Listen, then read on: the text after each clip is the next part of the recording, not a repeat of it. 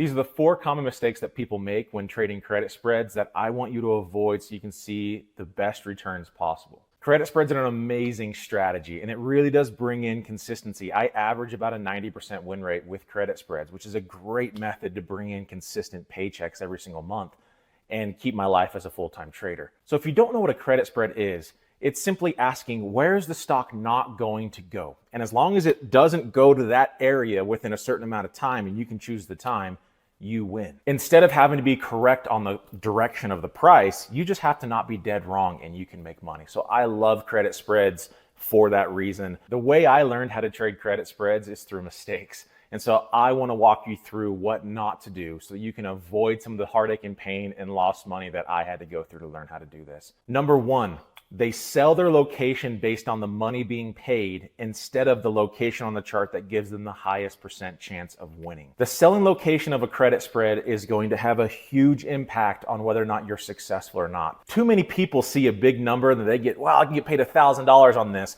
but they sell it way too close. So you need to sell more off of the locations of charts. Start with support and resistances. Sell at those.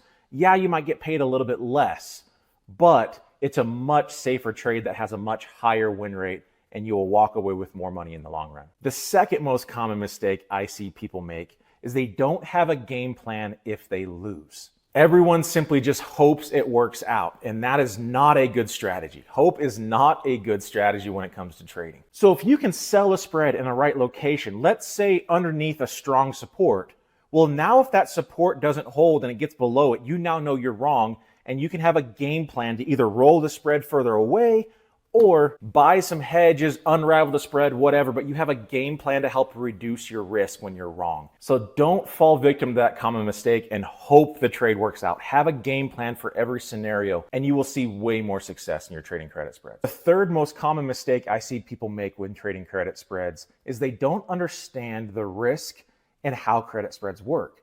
And so they see a max loss and they go, that's how much I'm risking. Well, that's how much you're going to lose if you let it expire in the money by expiration. But before expiration, you don't have to worry about that max loss number. So for me, how I trade my credit spreads is I exit whenever it hits my sold strike on my spread. My credit spread is going to be down about 20 to 30% of my max loss when it's at my sold strike, if you're doing a $5 wide spread. So this allows me, when I'm wrong on credit spreads, to lose small. If you're only losing 30% of your max loss, it's much easier to make back losses. Too many people lose the entire amount and then spend the next 2 or 3 months trying to make back that one loss. Whereas for me, I can do 1 or 2 credit spreads and that will fully make back my loss, and then I can enjoy the next 10 to 15 in a row of winners before I have another loser. The fourth and last most common mistake people make when trading credit spreads is that they don't get paid enough money. When trading credit spreads, your risk is set. It's the distance between the 2 strikes of your credit spread. So if you get paid more, technically your risk is less. Let's say you sell a spread that has a $5 difference between the short and the long strike.